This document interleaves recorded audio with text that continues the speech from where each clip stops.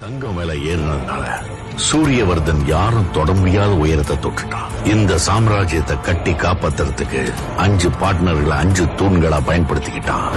Bhargav, Rajendra Desai, Andrews. சூரியவர்தனுக்கு இருந்த பெரிய பலம் அவன் தம்பி அதீரா.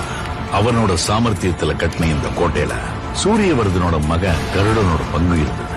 இவங்க 2 பேர் இருந்ததால KGF யாராலும் நெருங்க கூட முடியல. அங்க ஏற்கனவே ஒருத்தன் தன்னோட கால் தரத்தை பதிச்சுட்டான்னு அவங்க யாருக்குமே தெரியல.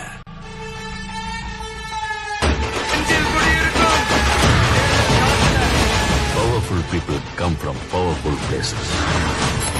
ஆண்ட்ரூஸ் எப்போ பாம்பே ராக்கிக்கு அந்த சமுத்திரம் கூட சின்ன குளம் மாதிரி ஆயிடுச்சு.